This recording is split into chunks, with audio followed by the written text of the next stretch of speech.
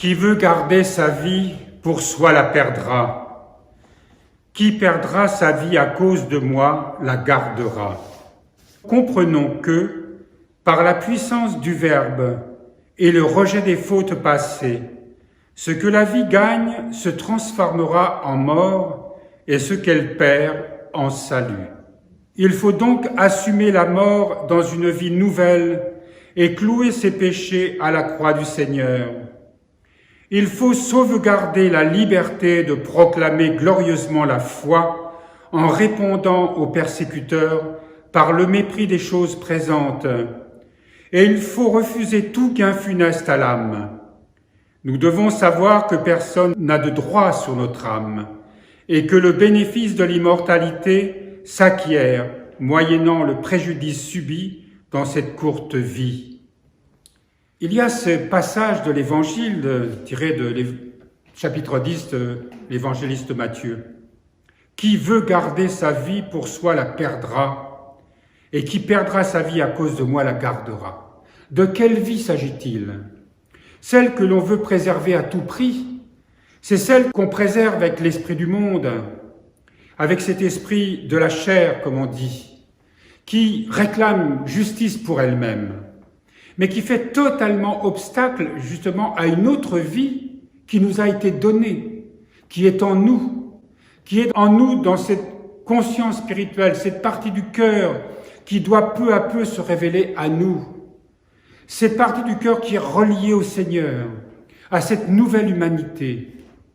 Nous l'avons reçue dans le baptême, cette nouvelle humanité.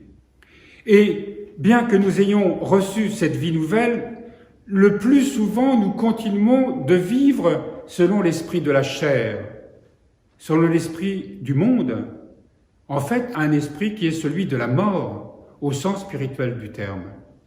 Alors, quand le Seigneur nous dit qu'il veut garder sa vie, pour soi la perdra, il veut dire que si on veut sauvegarder cette vie-là, selon l'esprit du monde, eh bien, l'autre vie, nous allons la perdre.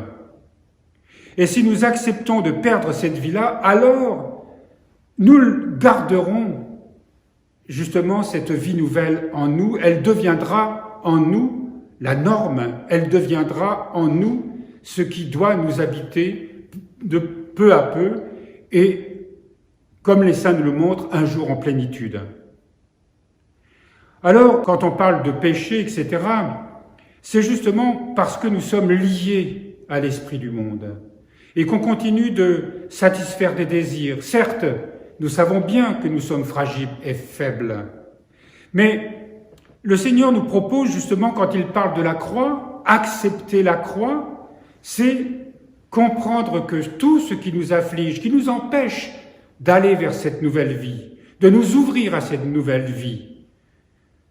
Quand nous disons ce qui nous empêche, ça veut dire qu'on en souffre. Nous voudrions nous ouvrir à cette grâce, à cette nouvelle vie, et nous voyons à quel point notre nature humaine y résiste. Et c'est pour cela que nous avons eu le don de la foi qui nous permet de discerner qu'il y a un autre monde en nous, une autre vie. Et que la foi nous dit aussi que nous ne sommes pas seuls, que le Seigneur est là, qu'il vient vers nous, qu'il est proche de nous, qu'il est en nous. Et cette croix qui nous paraît difficile, c'est-à-dire les choses qu'il nous faut abandonner, parce que dans l'esprit, nous sentons clairement, nous avons clairement ce discernement de ce que nous avons à abandonner peu à peu dans notre vie. Eh bien, le Seigneur, lorsqu'on s'unit à lui, rend cette croix douce. Elle rend cette croix légère. Et cette croix devient de pénible qu'elle nous paraissait et nous devient un arbre aux fruits merveilleux. Donc, ce qui nous est demandé, ce n'est pas quelque chose de terrible, c'est au contraire de devenir de plus en plus libre, de nous sentir de plus en plus légers dans cette grâce divine. Et que ces paroles qui, évidemment, n'ont aucun sens quand on est dans l'esprit du monde où, sans cesse, nous voulons satisfaire notre sens de la liberté, satisfaire nos désirs même quand ils nous paraissent les plus élevés, satisfaire justement ce qui nous paraît être l'essentiel pour nous épanouir, pour nous valoriser à nos propres yeux et aux yeux des autres. Là, nous entrons dans un monde où justement cette valorisation prend un tout autre sens. C'est lorsque nous sommes transformés par la grâce divine que cette nouvelle vie rayonne à travers nous et que nous pouvons rendre témoignage, parce que sans ce témoignage, il est dit ici, il faut que sauvegarder la liberté de proclamer glorieusement la foi en répondant aux persécuteurs par le mépris des choses présentes. Témoigner de cette nouvelle vie en nous détachant des choses présentes. Parce qu'il est ajouté aussi, personne n'a de droit sur notre âme.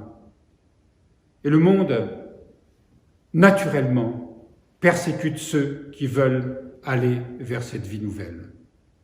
Mais ne craignons rien, parce que le Seigneur accorde sa grâce et une abondance de grâce chaque fois que cela est nécessaire, lorsque nous décidons vraiment de quitter ce monde, de résister aux tentations de ce monde et d'aller vers lui. Rien ne nous manquera jamais. Et il mettra surtout dans notre cœur, non pas une haine du monde, au sens où nous allons entrer en conflit avec ce monde, surtout pas. Il nous apprend à aimer notre prochain quel qu'il soit et à témoigner par l'amour de cette vie nouvelle, afin que beaucoup de cœurs, une multitude de cœurs, soient touchés par cet amour.